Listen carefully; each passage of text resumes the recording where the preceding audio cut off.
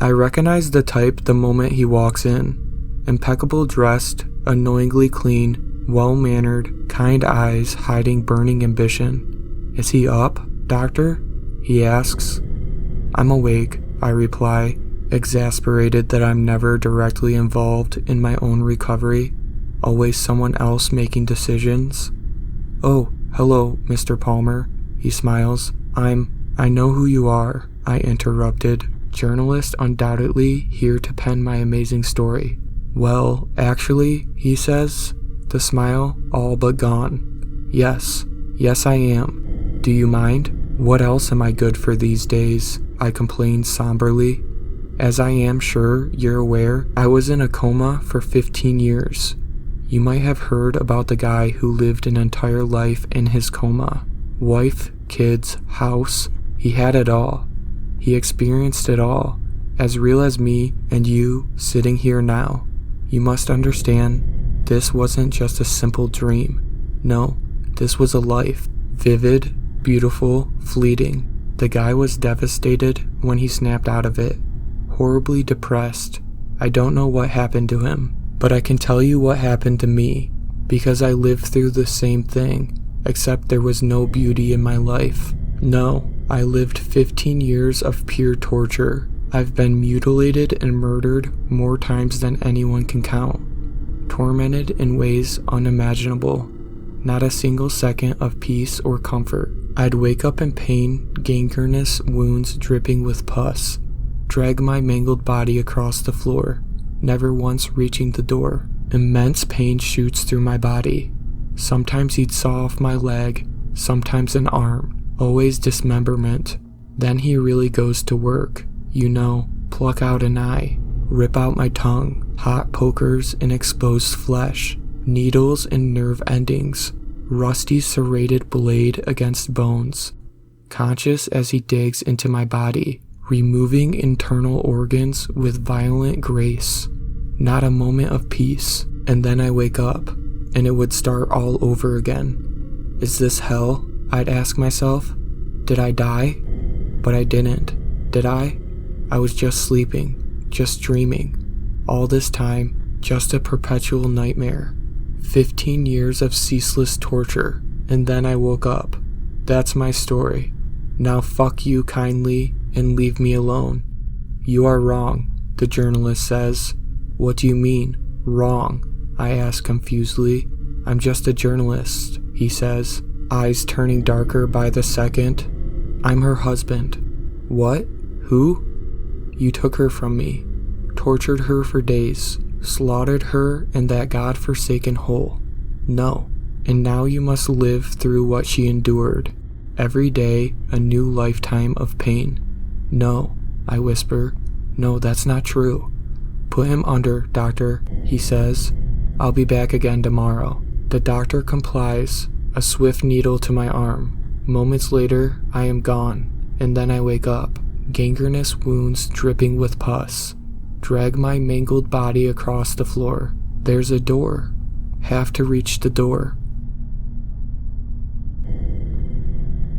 She's powerless. Adrenaline rushes through my system. It feels good.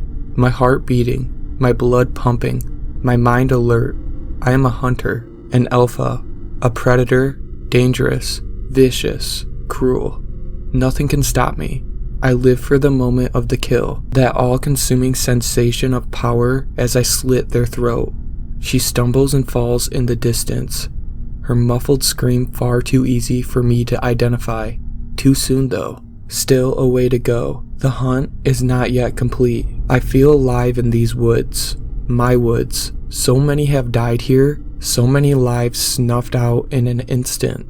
She can see the countless graves as she rolls around in the undergrowth. She can smell decades of decay emanating from the soil. I want her to know.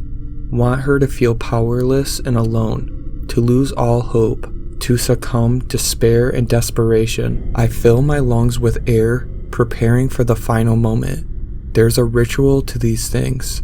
Every second a thrill. Every tortured expression of victory. I own them. I own her. Complete control, unmatched power, omnipotence. My blade shines in the cold moonlight. I am ready. Not this time, she says, a mocking grin manifesting on her lips. No, I whisper. I am dangerous. I am a predator. I am omnipotent. But she's not herself. Not young, not pretty, not fragile. A dark twinkle in her eyes, swift movement, cruel iron grip as she incapacitates me with ease. You're not in control, she says coldly. In the distance I can see them. Dozens, hundreds, rising from their shallow graves, shambling unsteadily towards us. They laugh. That's all they do. Mock me, tease me. You're weak, they whisper. Weak and pathetic. You'll die alone and be forgotten. Useless and afraid. No one will remember you. I am an alpha, I mutter, tears streaming down my face. I am powerful. There, she said. It's alright, Mr. Robbins. I'll get you back to your room. The forest disappears. The veil is lifted, and I can see clearly again. Just for a moment. I am dangerous, I keep muttering. You should fear me. She laughed just like them. She laughs, the mocking sound echoing through dull gray hallways. You can barely stand, Mr. Robbins, let alone wander around by your lonesome. I've killed hundreds, I say, struggling to put one foot in front of the other. I am a hunter. Well, you're not anymore, she grins. You're nothing here, Mr. Robbins. Just another wrinkly old asshole, periodically slipping back in time. You'll die alone, useless and forgotten. What? I turned my gaze to her. She looks so familiar. I'll see to it. Don't you worry, she says darkly.